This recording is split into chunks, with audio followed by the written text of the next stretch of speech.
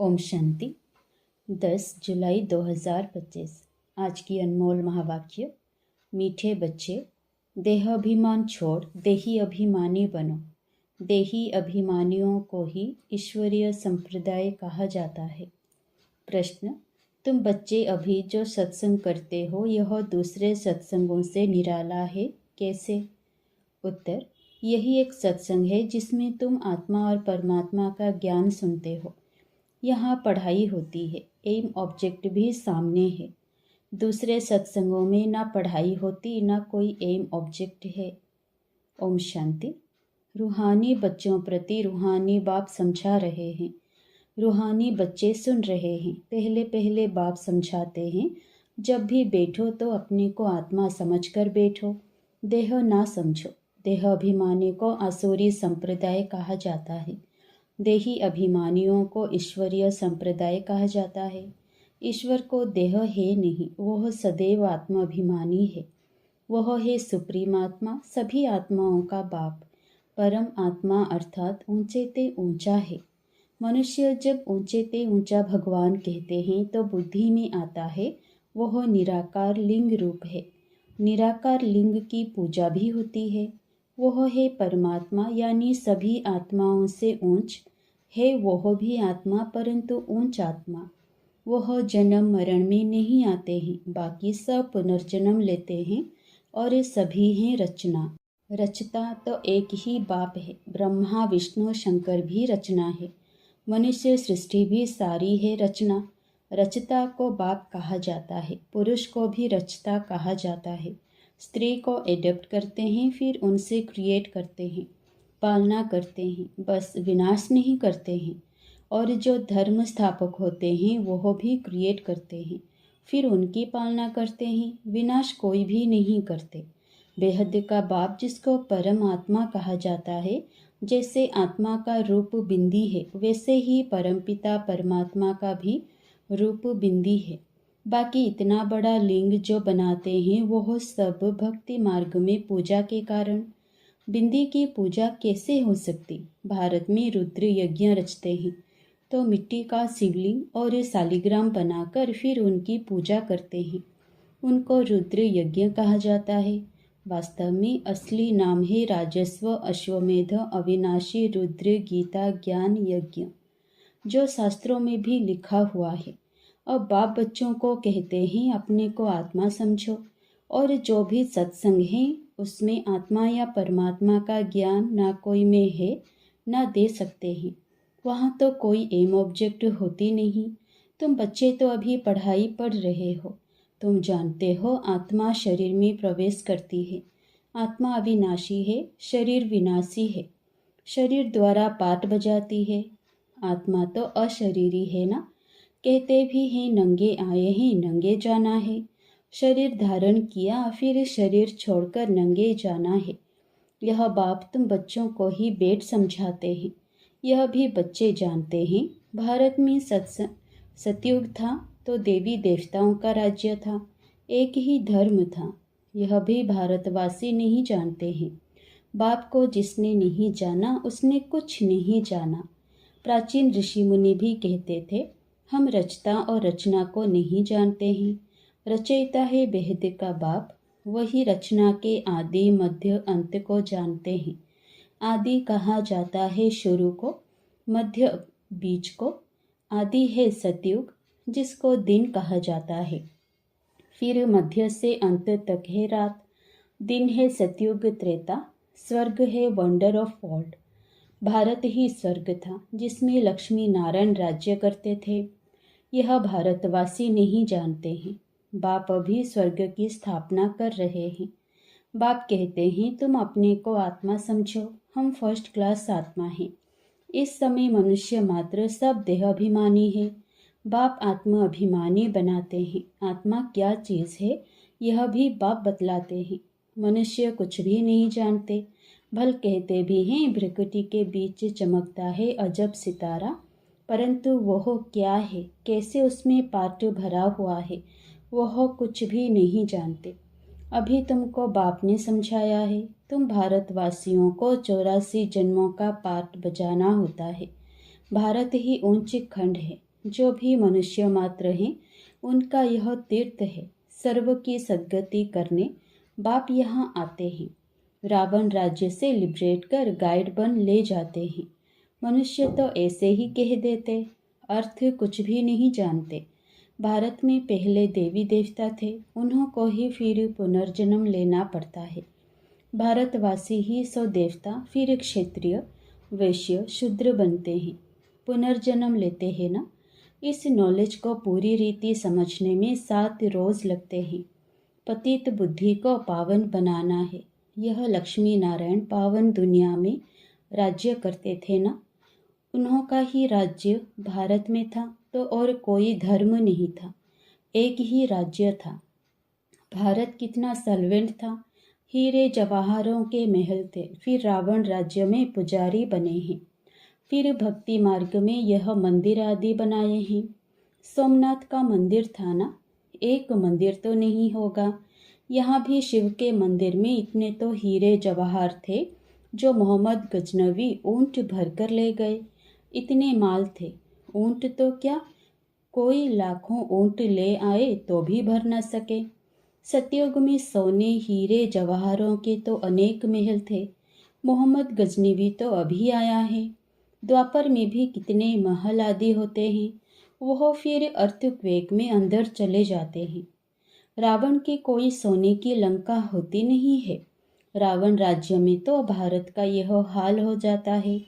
100% irreligious, unrighteous, insolvent, पतित विशेष नई दुनिया को कहा जाता है वाइसलेस। भारत शिवालय था जिसको वंडर ऑफ वर्ल्ड कहा जाता है।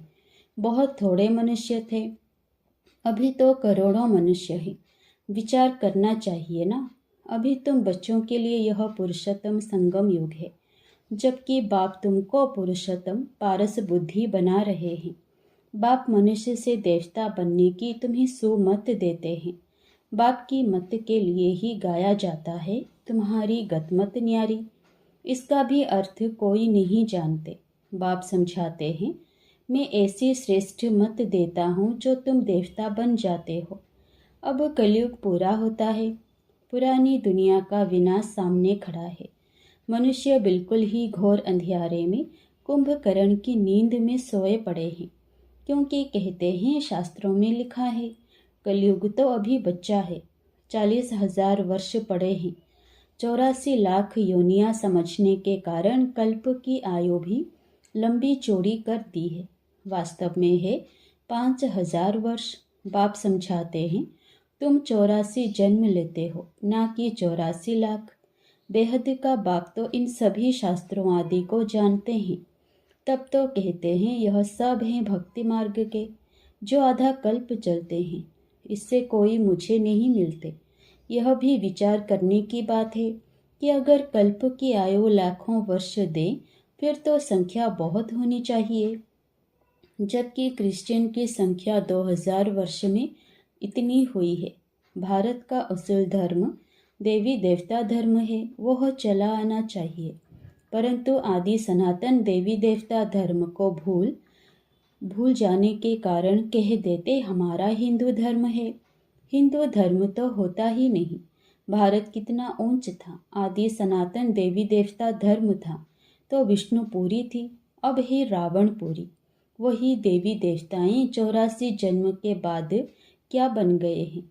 देवताओं को वाइसलेस समझ, अपने को विशेष समझ उन्हों की पूजा करते हैं। सतयुग में भारत वाइसलेस था, नई दुनिया थी जिसको नया भारत कहते हैं। यह है पुराना भारत। नया भारत क्या था, पुराना भारत क्या है। नई दुनिया में भारत ही नया था, अब पुरानी दुनिया में भारत भी पुराना है।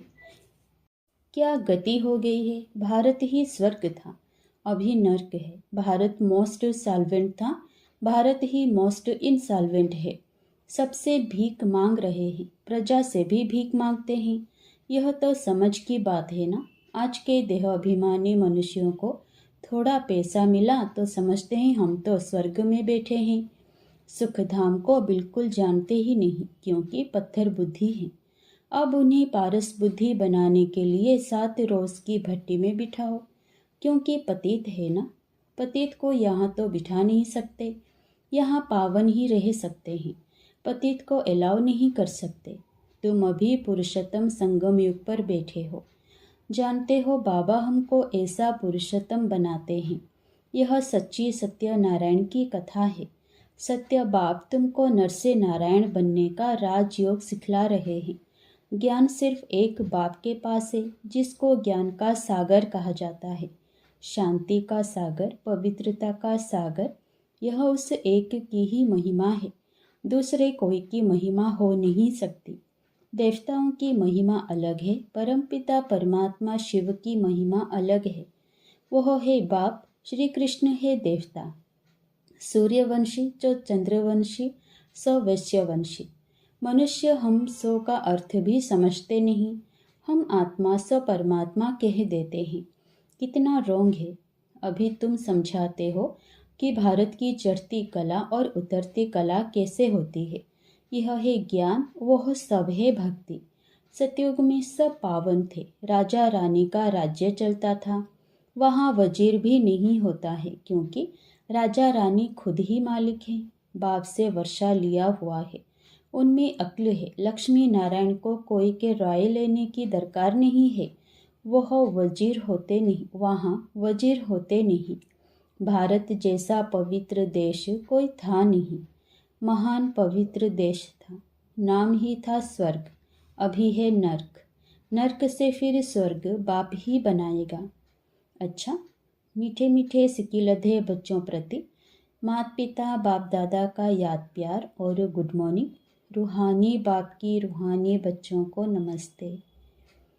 धारणा के लिए मुख्य सार। पहला, एक बाप की सुमत पर चलकर मनुष्य से देवता बनना है। इस सुहावने संगम युग पर स्वयं को पुरुषोत्तम पारस बुद्धि बनाना है। दूसरा, 7 रोज की भट्टी में बैठ पतित बुद्धि को पावन बुद्धि बनाना है। सत्य बाप से सत्यनारायण की सच्ची कथा सुन नर से नारायण बनना है। वरदान, हर खजाने को बाप के डायरेक्शन प्रमाण कार्य में लगाने वाले ऑनेस्ट व ईमानदार भव। ऑनेस्ट अर्थात ईमानदार उसे कहा जाता है जो बाप के प्राप्त खजानों को बाप के डायरेक्शन बिना किसी भी कार्य में नहीं लगाए। अगर समय, वाणी, कर्म, श्वास व संकल्प परमत या संग दोष में व्यर्थ तरफ गवाते हो, स्वचिंतन के बजाय पर चिंतन करते हो, स्वमान की बजाय किसी भी प्रकार के अभिमान में आते हो, श्रीमत के बदले मनमत के आधार पर चलते हो, तो ऑनेस्ट नहीं कहेंगे। यह सब खजाने विश्व कल्याण के लिए मिले हैं, तो उसी में ही लगाना, यही है ऑनेस्ट बनना। स्लोगन, ऑपोजिशन माया से करनी है, देवी परिवार से नहीं। अव्यक्त इशारे, संकल्पों की शक्ति जमाकर श्रेष्ठ सेवा के निमित्त बनो। सभी आत्माएं एक ही बेहद का परिवार है। अपने परिवार की कोई भी आत्मा वरदान से वंचित ना रह जाए, ऐसे उमंग उत्साह का श्रेष्ठ संकल्प दिल में सदा रहे। अपनी प्रवृत्तियों में ही बिजी नहीं रहना, बेहद की स्टेज पर स्थित हो। बेहद की आत्माओं की सेवा का श्रेष्ठ संकल्प करो, यही सफलता का सहज साधन है। अच्छा, ओम शांति।